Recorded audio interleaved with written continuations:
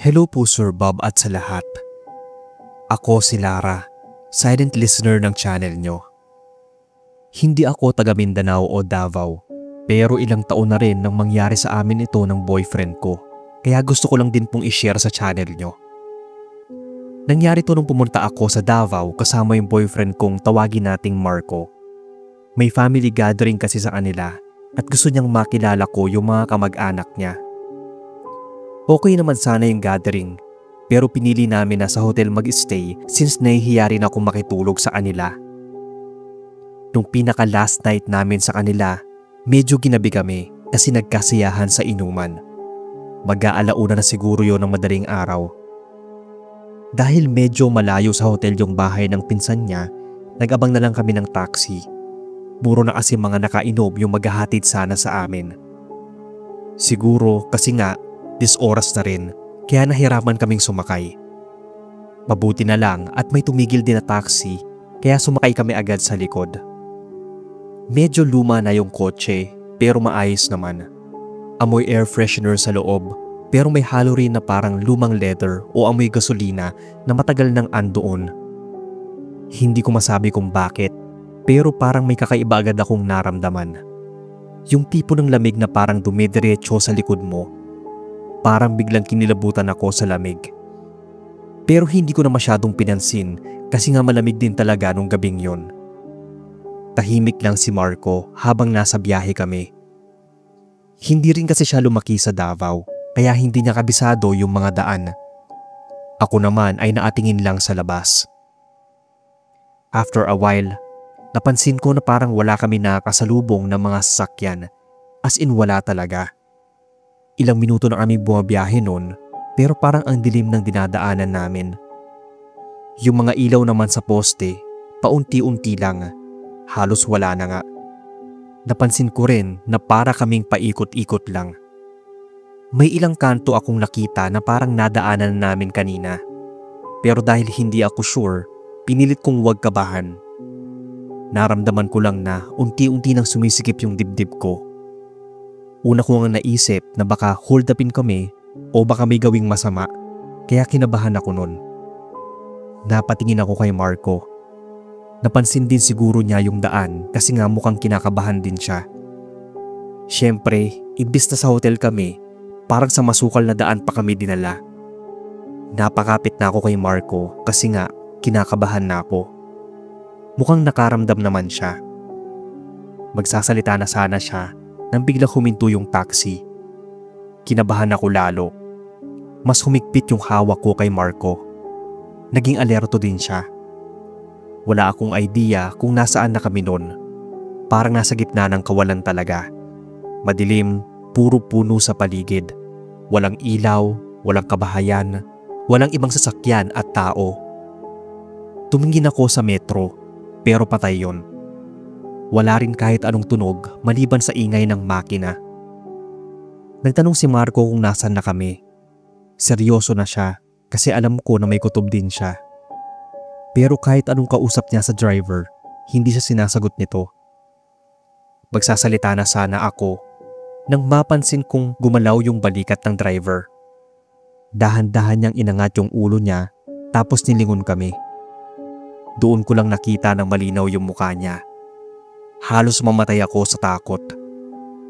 Basag-basag yung ulo niya na parang nadurog.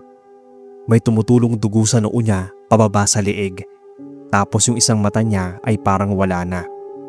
Yung isa sobrang pula naman. Hindi siya umiimik, pero makikita mong naatitig siya ng diretso sa'yo.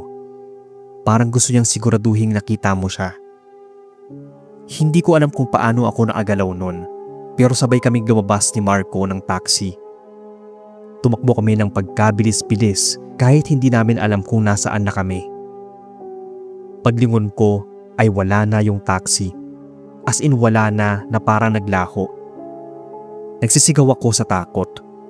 Niyakap lang ako ni Marco kasi nakita niyang nanginginig na ako. Pagdating namin sa may ilaw ng kalsada, humihingal na kami pareho. Hindi pa rin ako makapaniwala sa nakita ko. Mabuti na lang naalala ko yung plaka ng taxi na 416.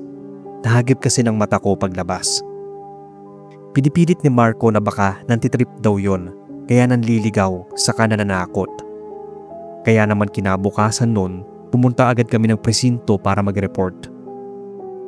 Akala namin may something wrong talaga, baka modus o anong kalokohan. Pero pag-check daw ng pulis, wala raw nakarehistrong 416 sa taxi. Siyempre naisip namin na baka nantitrip lang, kaya pati taxi niya hindi nakarehistro. Pero sabi ng isa sa mga pulis, matagal na raw kumakalat yung kwento tungkol sa taxing may plaka na 416. Dati raw, may naaksidenteng taxi na yun ang plaka. Basta sobrang tagal na raw, maraming taon na ang nakaraan. Tapos namatay yung driver. Pero ayon sa mga kwento, minsan daw ay lumilitaw ulit yung taxi, kumukuha ng pasahero tuwing gabi. Hindi naman daw nananakit, pero nakakatakot pa rin syempre. Baka raw hindi pa alam ng kaluluwa na patay na siya, kaya bumabiyahe pa rin at may iilang pasaherong nakukuha. Magkahalong lungkot at takot yung naramdaman ko. Nakakalungkot talagang may mga nadidisgrasya habang naghahanap buhay. Pero nakakatakot pa ring isipin na multo nga yung nasakyan namin. Nakakabaliw lang kung iisipin ko kung paano nangyari yon. Kaya hinayaan ko na lang. Pero simula nun, parang nagkatroma na ako sa taxi. Tuwing nakakakita ako ng taxi, nanginginig ako. Palagi ko na lang sinasama sa mga dasal ko yung driver ng taxing 416. Na sana, kung totoo man siya, ay matahimik na yung kanyang kaluluwa. Hanggang dito na lang Sir Bob ang creepy experience namin sa Davao. Sana ay mabasa ninyo.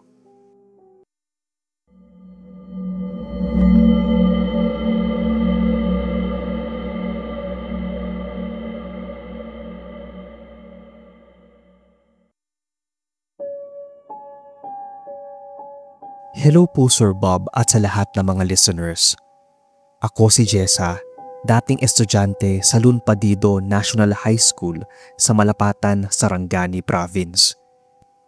Matagal na tong kwento na isi-share ko sa inyo, taong 2009. Pero hanggang ngayon, tuwing naalala ko yung araw na yon, napapatayo pa rin ang mga balahibo ko. Nangyari to isang Lunes ng umaga.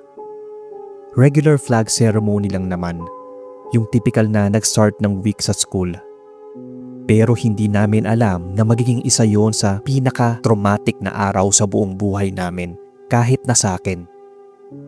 Marami kaming estudyante sa quadrangle nun.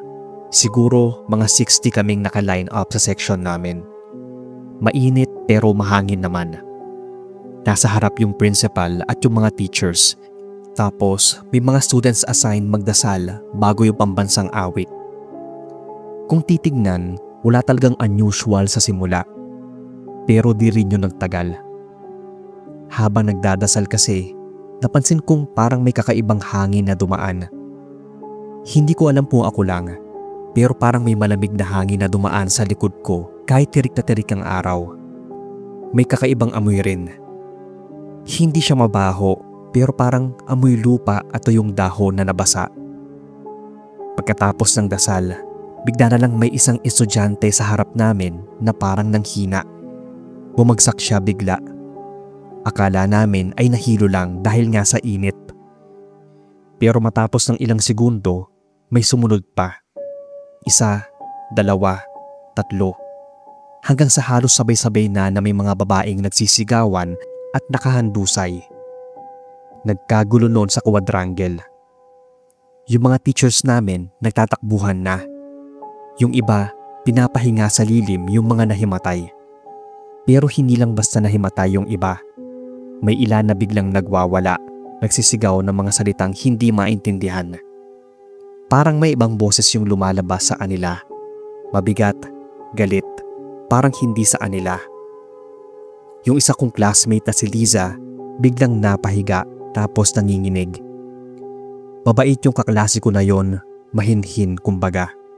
Pero noong mga oras na yon, nagbago yung mukha niya. Para siyang galit na galit. Tapos may narinig kaming bumubulong na parang galing sa paligid. Hindi malinaw, pero parang nagdadasal. Hindi ko pa rin maintindihan. Hindi ko na rin alam yung gagawin ko nun. Nanginginig na ako sa takot sa nakikita. Hindi ko alam kung saan ako pupunta kasi kahit saan ako lumingon, may mga nangingisay, may sinasabian na hindi ko alam. Pakiramdam ko para akong nasa impyerno at puro demonyo yung mga nadidinig kong boses. May ilang teachers kami na pinipilit pa ring ayusin yung senaryo. Pumasok daw kaming mga hindi pa nahihimatay o yung mga nahimatay pero kalmado. Pero kahit nasa loob na kami, rinig pa rin namin yung mga sigawan sa labas. Parang may grupo ng mga umiiyak tapos yung iba sumisigaw ng dasal. Yung ibang teachers sabay-sabay na nagrosaryo. Pero kahit ganoon, parang walang nagbabago. Kahit yung nurse ay walang magawa. May dumating na ring mga parents at pastor na tinawag. Nagsimula silang magdasal sa gitna ng quadrangle. Habang nagdadasal, ramdam mo yung bigat ng hangin. Parang ang hirap huminga. Yung bang may presensyang mabigat na naadagan sa buong lugar. Ganun yung feeling. Habang naasilip ako sa bintana ng classroom, napansin kong sa likod ng flagpole, doon sa may bandang likod ng lumang bamboo at puno ng sampalok, may parang usok o alikabok na umiikot. May napansin din akong parang hindi malinaw na itim na figura na parang anino ba, pero may forma ng parang sa tao. Akala ko init lang ng araw kaya parang nagwa-warp yung paikot. Pero habang tinitingnan ko, yung hugis parang sa babae. Hindi masyadong malinaw pero parang may naatayong anino roon na mahaba ang buhok. Kinabahan ako pero hindi ako makaalis sa kinatatayuan. Hindi ko alam kung imagination ko lang ba dahil sa mga nangyayari o totoo na. Pero habang tumatagal, mas lumalakas yung sigawan ng mga sinasaniban sa labas. Parang nagre-react sila sa presensyang yon. Maya-maya, narinig naming sumisigaw yung principal na huwag daw masyadong lumapit sa puno. Tapos narinig ko na yung usap-usapan sa loob. Doon ko lang nalaman na may mga estudyanteng nagpuputol pala ng mga bamboo at puno ng sampalok ilang araw bago yung insidente. Ginawa raw nila yon kasi plano sanang palawakin yung area sa likod ng stage. Pero sa pagkakaalam ko, sabi ng mga matatanda, bawal daw galawin yung mga punong ganon. May kung ano daw kasi na nag-aalaga doon. Pwedeng guardian spirits o elemento. Mabait naman daw yon. Pero baka raw naging marahas kasi ginulo nila. Sabi naman ng iba, baka demonyo yung sumasapi. Iba-iba na yung mga narinig ko. Halo-halo na yung mga kwento. Kaya pakiramdam ko ay mababaliw na ako. Sabi naman din ng iba, baka mass hysteria. Habang nagdadasal yung mga teachers, may ilan pa ring biglang nagwawala. Yung isa, biglang sumisigaw na parang may kinakausap. Ang sabi ng pastor, sinaniban daw talaga. Tinawag niya habang nagdadasal. Pero hindi ko na masyadong naintindihan kasi sobrang ingay at gulo na sa paligid. Umabot siguro ng ilang oras bago tuluyang kumalma ang lahat. May ilan pa ring mahina pero karamihan ay parang napagod lang ng sobra. Yung iba dinala sa health center para masuri. Kinabukasan, suspended ang klase. Puno ng chismis ang buong barangay namin. May ibang nagsasabi raw na may nakita silang babaeng naatayo sa gilid ng stage bago pa mangyari yung dasal. May iba namang nagsabi na nung gabi bago yung insidente, may naririnig silang boses sa may mga puno. Hindi ko alam kung alin doon ang totoo, pero alam ko lahat kami sa batch na yon hindi na makakalimutan yung araw na yon. Simula nun, pinabakuran na yung parteng may mga puno. Wala nang nagputol ulit at yung area na yon halos wala nang pupunta kahit recess. Wala ring matandaan masyado yung mga nahimatay. Sabi pa nga, baka finake lang daw ng iba. Pero para sa akin na andoon mismo, imposibleng pikein nila yon, lalo na yung halos sabay-sabay silang bumagsak. Ngayon, Tuwing napapadaan ako sa dati kong school, tinitingnan ko pa nga rin yung lugar na yon. Tahimik na siya, pero may kung anong pakiramdam na hindi pa rin maalis sa akin. Parang may mga nagbabantay pa rin sa mga puno at sa buong area. Hindi ko pa rin alam kung alin sa mga kwento ang totoo. Basta pag napapadaan ako ay kinikilabutan pa rin ako. Hanggang dito na lang, Sir Bob, ang story ko. I hope na ma-narrate ninyo at ma-feature sa channel.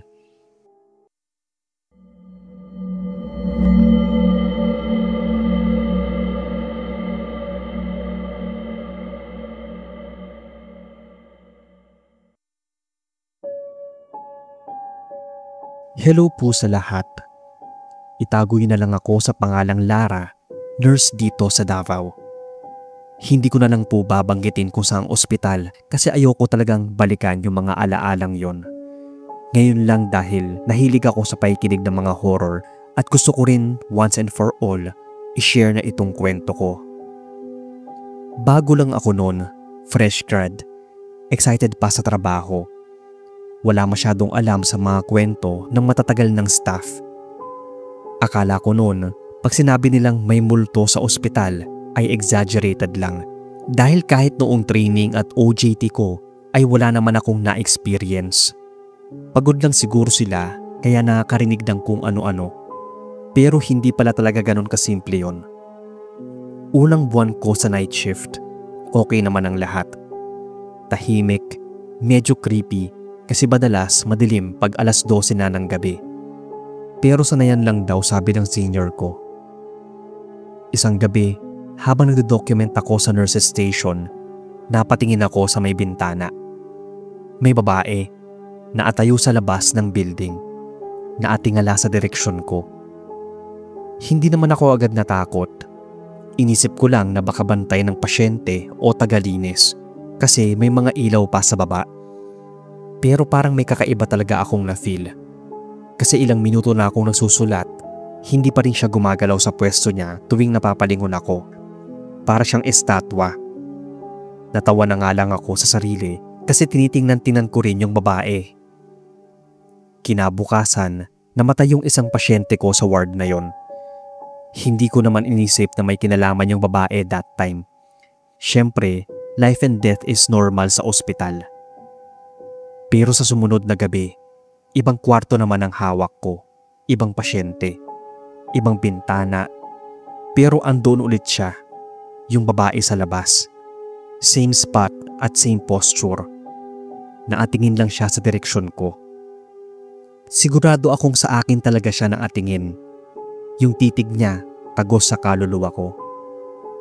That time, medyo kinilabutan na ako. Hindi ko alam kung paano, pero sigurado akong siya rin yung nakita ko kagabi. Same hairstyle, same na damit na parang lumang puti ang dress. Kinabukasan, namatayan ulit kami ng pasyente. Doon na nagsimula yung kaba ko. Kasi syempre, 2 beses na nangyari sa magkasunod na araw at parehong gabi ko siya nakikita nun. Tapos kinabukasan, may mamamatay.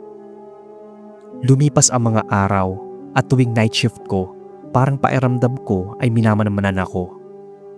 Hindi ko na nga nung tinitingnan yung bintana, pero ramdam ko ang presensya. Yung mabigat na hangin, yung para may malamig na nakadikit sa batok mo. Minsan nga, habang nagsa-short ako, may narinig akong tik-tik-tik sa salamin. Parang kuko na kumakatok sa salamin ng bintana. Pero pag nilingon ko, wala namang tao. Tapos nung sumilip ako sa labas, andoon na naman yung babae na atingala. Pero that time, naangiti na siya. Tinawag ko yung isa upang kasamang nurse at pinasilip. Tinanong ko siya kung nakikita ba niya yung babae. Pero hindi raw. Baka daw puyat lang ako, sabay tawa niya. Doon ko na-realize na hindi nga buhay na tao yung nakikita kong babae. After that night, halos hindi na ako makatulog. Minsan, kahit sa quarters namin, parang naririnig ko pa rin yung kaluskos ng kuko sa salamin. May mga gabi na parang may humihinga malapit sa tenga ko. Yung tipong mainit na hininga. sabay may mabigat na pairamdam sa dibdib. Minsan pa nga sa panaginip ko, nakikita ko siyang naatayo sa labas ng bintana ng kwarto namin at taangiti. Feeling ko na fed up na rin yung emotion ko, kaya nag-hallucinate na ako. May isang beses pa, habang nag-aayos ako ng IV line, napatingin ako sa salamin sa harap ko. Tapos nakita ko siya sa likod ng reflection ko. Hindi siya gumagalaw. Malabo yung itsura niya, pero dahan-dahan siyang ngumingiti. Pansin kong may dugo sa ngipin niya. Hindi ko alam kung paano ako nakatakbo palabas. Ang tanda ko lang, nagising na lang ako sa nurses lounge, umiiyak. Sabi ng kasama ko, nawalan daw ako ng malay sa hallway. Simula nun, never na akong tumitingin sa bintana habang naka-duty. Kapag may kailangang gawin sa mga kwarto na malapit sa bintana, umiiwas talaga ako ng tingin. Minsan, nagpapasama pa ako kung available sila. Minsan nga nun, nagpapalipat pa ako ng shift. Ilang beses na rin ako napagsabihan dahil sa kaartehan ko. Pero talagang tinulungan nila ako dahil nga nahimatay ako sa takot. Lumipas ang mga buwan at eventually na-transfer ako sa ibang department. Yung walang mga external windows. Doon lang talaga ako nakahinga ng konti. Ilang taon na rin to nangyari at ngayon sa ibang ospital na ako nagtatrabaho. Kahit hanggang ngayon, as much as possible, umiiwas ako ng tingin sa bintana kahit na wala naman na akong nakikita. Sabi ng ilan na nag-work doon sa ospital ko dati, nakita rin daw nila yung babae. Kaya tingin ko sa mga taga Davao, alam nila kung anong ospital yung tinutukoy ko.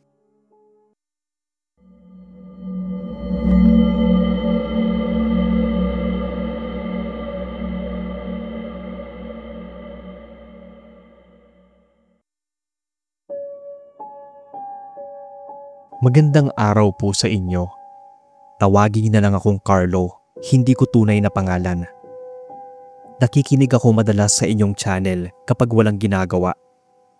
Ngayon lang nagka-oras isulat itong kwento, kaya sana po ay mabasa ninyo. Mahilig ako sa mga nature trips at hiking noon, lalo nung college. Madalas kong balikan yung mga napuntahan ko na, maliban sa isang lugar. Yun ang Mount Apo. Kung bakit ay kukwento ko na lang po sa inyo. Binata pa ako noon, mga 21. May tropa akong bigla na lang nagkulit na mag-Mount Apo naman kami. Tawagin natin siyang Sid. Wala pa kaming masyadong experience sa trekking, pero gusto naming masubukan, kaya pinagbigyan na lang din namin yung aya ng tropa. Pagdating namin, sa Davao pa lang, may mga lokal na doon na nag-offer na samahan kami. May isang matanda pa nga na nagsabi na bago raw kami umakyat, kailangan daw namin magpamaas. Parang ritual daw yon para humingi ng permiso kay Apo Sandawa, ang diwata o espiritu ng bundok. Ako, personally, gusto kong masubukan kasi nga kultura din nila yon. Kaso ayaw naman ng iba kong tropa. Baka raw perahan lang kami. Panakot lang naman daw nila yon sa mga turista, sabi pa ni Sid. Mukhang narinig pa kami nung matanda. Tapos may sinabi siya, pero hindi ko na naintindihan. Umakyat na lang kami. Ako, medyo mabigat na yung pairamdam ko nun. Medyo paniwalain din kasi ako. Saka wala namang masama kung magbibigay respeto, lalo na at hindi natin alam kung totoo ba o hindi. Ilang oras pa lang kaming umaakyat, may mga napansin na agad akong kakaiba. Ewan ko ba, pero may takot sa akin na hindi talaga mawala. Kutob kumbaga. Yung mga kasama ko, parang wala lang naman sa kanila. May nadaanan pa nga kaming parang mga sinadyang iwan na alay, pero tinawanan lang ni Sid. Kinagabihan, nagset kami ng camp malapit sa isang open area. Malamig, sobrang tahimik at tago pa rin ng mga malaking puno. Doon na kami kakain at magpapahinga. Para kinabukasan, gear up na ulit kami sa pag-akyat. Sobrang pagod ako noon pero panay pa rin yung lingon ko. Hindi pa rin ako mapakali. Napansin nga rin ng mga kasama ko kaya inasar nila ako Pero hindi ko magawang maipagtawanan. Basta natatakot ako. Pairamdam ko may nakamasid sa amin. Parang pinapanood kami. Sinubukan ko na lang na ipagsawalang bahala ulit yung nararamdaman ko. Kaya nag-focus na lang ako sa pag-aayos ng tent. Ilang oras matapos nun, bago ako matulog, nakita kong paalis si Sid. Tinanong ko kung saan siya pupunta. Ang sabi, iihi lang daw siya. Tumango ako, saka siya sinundan ng tingin. At bago siya kainin ng dilim, nagulat na lang ako nang may isang pares ng nanlilisik at nagliliwanag na mga mata akong nakita. Pulang-pula talaga yon. Napabalikwas ako sa kinauupuan. Napatanong sila kung ayos lang ba ako. Hindi ko pa nga sila agad nasagot nun dahil na rin sa takot. Hanggang sa sinabi ko na sa kanila yung nakita ko na sana ay hindi ko na lang ginawa. Tinawanan lang din naman nila ako. Baka daw guni-guni ko lang. Baka alitap-tap o kung anong hayop. Hindi ko na pinilit kasi baka mapikon pa ako sa kanila. Sinubukan ko na lang kumalma. Pero ilang minuto na ang lumipas, wala pa rin si Sid. Akala namin ay naglalakad-lakad lang. Pero nung halos 30 minutes na, nagsimula na kaming kabahan. Tinawag namin ang pangalan niya. Nag-ikot kami sa paligid. Tinutukan ng flashlight yung mga daan, pero bigo kaming mahanap siya. Naisip namin na baka naligaw lang, kaya naghiwa-hiwalay kami ng konti para hanapin siya. Pero habang hinahanap namin siya, may mga naririnig kaming mga tunog ng yapak. Yung tipo ng apak sa mga tuyong dahon, pero laging nasa malayo yon. Kapag tinututukan mo ng ilaw, biglang mawawala. Maya-maya, narinig kong parang may humahagik-gik. Hindi ako sigurado kung babae o lalaki, pero mababa at mahina. Parang galing sa hangin na ewan. Napahinto ako kasi yung tawa parang paikot. Hindi ko alam kung sa likod ko o sa harap. Tinigil na lang namin yung paghahanap kasi baka mamaya pati kami ay maligaw na. Kinabukasan, wala pa rin siya. Lahat ng gamit niya ay naiwan. Bag, cellphone, wallet, IDs, lahat. Wala rin kahit anong bakas kung nasaan siya pumunta. Tinawagan namin ang mga guide at sumama sila sa paghahanap. Pero kahit sila, parang ayaw na lumalim sa ibang parte ng bundok. Hanggang sa pinababa na lang kami para mag-report ng pagkawala ni Sid. Pagbaba ng bundok ay nag-report nga kami. Sinabihan lang kami na baka may dinaanan siyang delikadong area o baka nahulog. Pero ang nakapagtataka, kahit ilang araw na ang search and rescue, wala silang nakita. Kahit katawan, wala. Pag-uwi namin, nalaman namin na baon pala sa utang si Sid. Ang sabi ng ibang tao, baka tumakas lang daw talaga siya. Baka ginawa niya lang excuse yung pag-akyat para maapagtago. Marami naman daw gumagawa ng ganon, mga kriminal na nagtatago sa bundok. Pero ako, imposibleng maniwala ako. Paano naman kasi siya makakasurvive doon kung iniwan niya lahat ng gamit niya? Lalo na cellphone at wallet kung nasaan yung pera niya. Ultimong chichiryang kinakain niya, nilapag niya yon bago siya umihi. At ako mismo, naramdaman at nasaksihan ko yung kakaiba sa bundok na yon. Maraming taon na rin ang lumipas, mga 10 taon na. Parang kinalimutan na nila yung nangyari kay Sid. Pero ako, araw-araw ko pa rin naiisip kung nasaan siya. Sana nga tumakas at tagtago na lang siya, kesa naman sa kutob kong may ginawa sa kanya o kinuha siya ng kung anumang espiritu o elemento sa bundok. Kaya para sa mga listeners nyo, ugaliing respetuhin ang kultura at lugar na hindi mo alam. Palaging magbaon ng kagandahang asal kung ayaw nyong magaya sa kaibigan namin. Kung totoo man na kinuha siya ng bundok, maswerte yung iba naming tropa na hindi nadamay. Hanggang dito na lang, Sir Bob, ang kwento. More power sa inyong channel.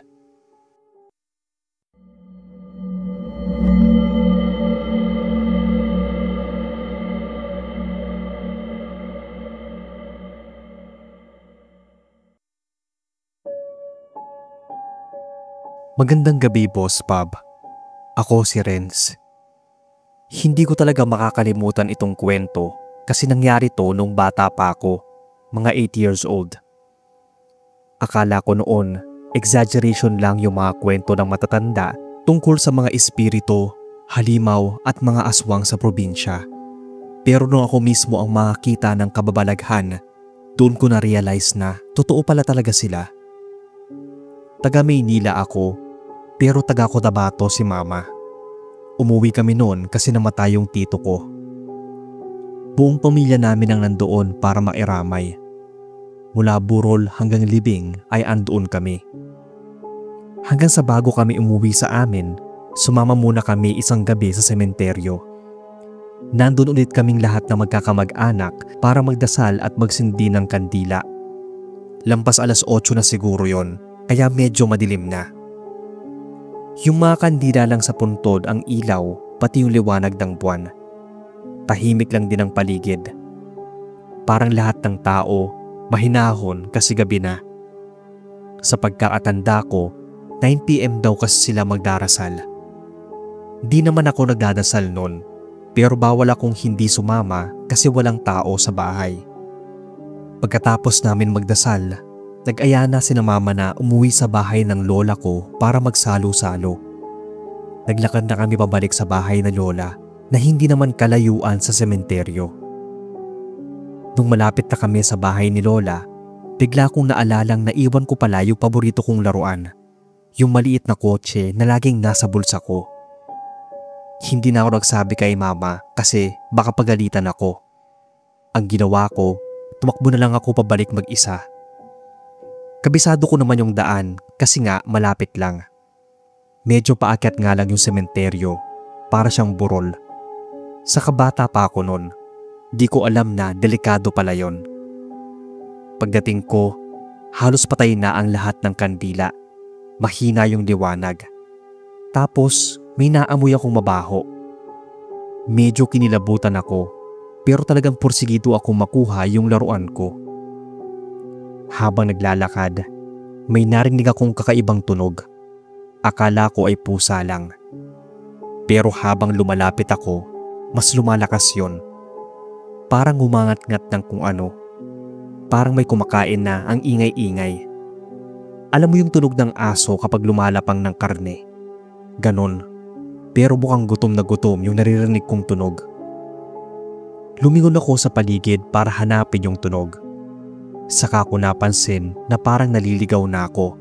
Parang ang layo ko na. Hindi ko na matandaan kung nasaan yung puntod ng tito ko.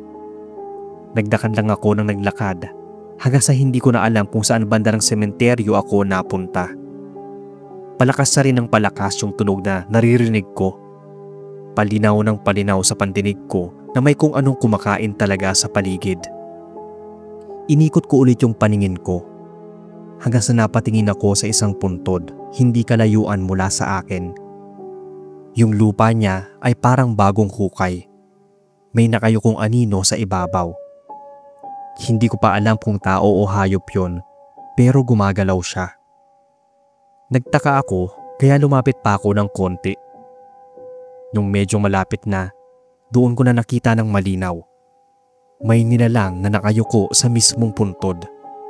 Mapayat ito, mahaba ang katawan at parang walang buhok. Pero sobrang itim niya. Hindi ko malaman kung multo ba to, bangkay o anong nilalang. Nakakatakot siya. Pero hindi ko maalala o maaninag yung mukha niya. May kung ano siyang nilalantakan. Nung tingnan ko kung ano yung kinakain niya, literal na naihi ako sa takot. Dahil kitang-kita ko kung paano niya ngatain ang pisngi ng bangkay na kinatatayuan niya. Hindi ko alam kung anong gagawin ko. Ramdam kong kinakain na rin ako ng takot. Nanigas ako at hindi makasigaw. Parang gusto kong tumakbo pero ayaw gumalaw ng katawan ko. Tapos bigla siyang tumigil. Dahan-dahan niya pang inangat yung ulo niya. Naisip ko na baka naramdaman niya yung presensya ko. Kaya talagang nahimasmasan ako nun. Doon ko na nagawang tumakbo. Hindi ko na naisip yung laruan ko. Habang tumatakbo, umiiyak na ako ng sobrang lakas. Talagang naihi ako sa pantalon dahil sa takot. Buti na lang at narinig ako ni Mama. Nakasalubong ko sila. Hinanap pa nila ako kasi napansin nilang nawala ako. Pagkarating namin ng bahay, wala na ako sa wisyo. Sabi ni Mama, puro iyak lang daw ako at nanginginig. Nung medyo kalmado na, kinuwento ko lahat ng nakita ko. Kinabukasan, pumunta yung mga kapitbahay sa sementeryo. Totoo nga yung nakita ko kasi may puntod na nahukay. Bukas yung kabaong, tapos yung bangkay halatang pinagpiestahan. Sabi ng iba sa akin, para hindi ako matakot, baka hayop lang yon.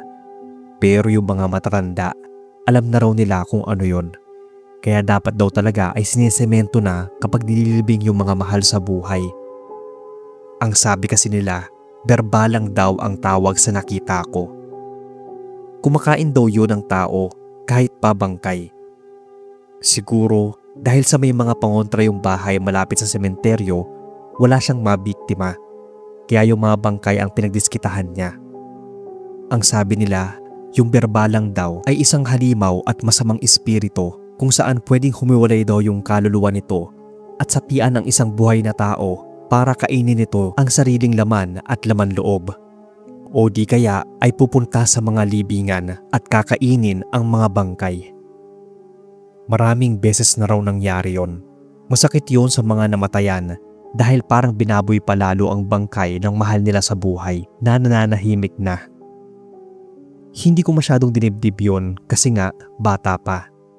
Nakalakihan ko na rin. Pero may mga pagkakataong naaalala ko. Alam ko, wala masyadong naniniwala sa mga storya ng gaya sa akin, kaya sa inyo ko na lang po ipinadala itong sulat dahil mas bukas kayo at ang mga listeners nyo sa mga kwentong kababalaghan. Hanggang dito na lang, boss. Salamat sa oras.